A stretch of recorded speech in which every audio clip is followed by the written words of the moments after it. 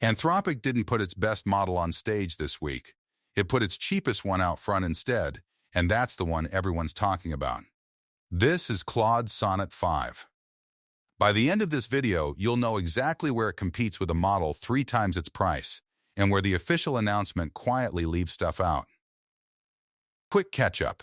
On June 30th, Anthropic shipped Claude Sonnet 5, and it's live everywhere right now. Free plan, Pro, Max, Team, Enterprise, Claude Code, 𝗽𝗿𝗍. No waitlist, no invite-only preview. If you're on the free or Pro plan, this is already your new default model. You're probably talking to it without realizing. Compare that to OpenAI's GPT 5.6 𝗀, which has only just entered limited preview. One company shipped a finished product. The other is still demoing one. Here's the backstory. Go back to Sonnet 3.5, 3.6, 3.7. Those were the models that basically kicked off the whole agentic AI era. Tool use, browsing, code that actually runs. But somewhere along the way, Anthropic's bigger Opus models pulled ahead on that exact skill set. Sonnet fell behind its own family. Sonnet 5 is Anthropic's attempt to close that gap. It's what Anthropic itself calls, quote, the most agentic Sonnet model yet.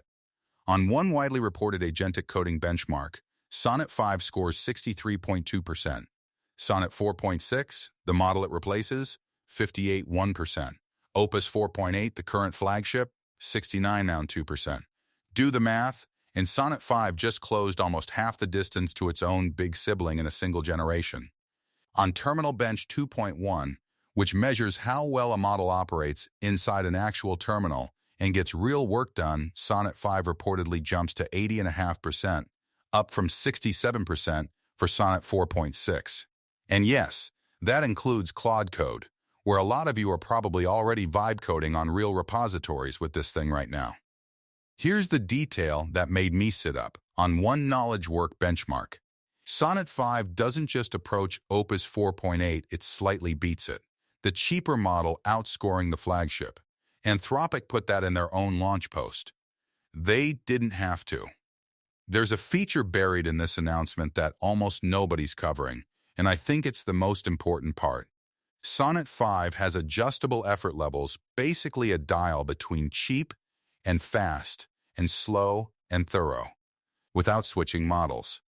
Anthropic's own charts measuring agentic search on a benchmark called BrowseComp and computer use tasks on OS World Verified show a massive cost efficiency jump at medium effort. Crank it to high effort, and on some tasks it matches Opus 4.8 outright. Anthropic even raised rate limits across the board to handle it. So instead of picking one model and living with the trade-off, you're picking a dial position per task. Quick email draft? Low effort. Multi-step coding agent running unattended for 20 minutes? Crank it up. Same model, same price card, different behavior. Let's talk money. Right now, through August 31st, Sonnet 5 costs $2 per $1 million input tokens and $10 per $1 million output tokens. For comparison, Opus 4.8 runs $5 and $25, so Sonnet 5 launches at less than half the price of its own flagship sibling. Even once intro pricing ends and it moves to standard rates $3 and $15, it's still roughly 40% cheaper than Opus on every token you use. But here's the part most coverage is skipping. Sonnet 5 also ships with a new tokenizer. The same input text can now break down into anywhere from 0 to 35% more tokens than before, depending on what you're feeding it. Anthropic says the introductory pricing is set specifically to make that transition roughly cost-neutral. Translation: don't just compare sticker prices. If you're migrating a high-volume workflow, check your actual token counts before you assume you're saving money. Anthropic lined up over a dozen partner testimonials for this launch, which is normally where I roll my eyes. That's marketing. But a couple of these are oddly specific. One team at Zapier said they handed the model a 2-part workflow: update customer account tiers in Salesforce, then send a launch announcement out to enterprise contacts. It finished the whole thing end-to-end, no hand holding something they said used to stall halfway with older models. Fabian Hedden, co-founder of Lovable, praised something companies don't usually brag about: how consistently the model shuts down unsafe requests. His point was that knowing when to say no matters just as much as knowing how to build. Now here's what the press release won't tell you. I went looking for independent testing, not just Anthropic's own benchmarks, and found a reviewer who ran the same 7 real-world tasks, messy email threads, spotting planted errors, writing procedures across Sonnet 5, GPT-5.5, Gemini 3.1 Pro, and old Sonnet 4. 6. Side by side, same prompts, same order. The good, Sonnet 5 was dramatically better than its predecessor, at one specific thing catching a mistake buried inside a data table. The reviewer called it the clearest generational jump in the whole test. The bad, Sonnet 5 also wrote the longest answers of any model tested, by a wide margin. Even when told to be concise every single time, roughly a third longer than GPT 5.5, almost double Gemini's length, on the same prompts. And the ugly? In that same error-catching test, Sonnet 5 also invented a specific dollar figure that didn't exist anywhere in the source material. A sharp catch and a confident fabrication in the same paragraph. Smarter? Yes. Perfectly reliable? Still no. On safety, Sonnet 5 improves on almost every axis Anthropic tracks versus its predecessor. Fewer hallucinations, less sycophancy, better at shutting down prompt injection attacks, better at refusing malicious requests outright. Here's a number that actually impressed me.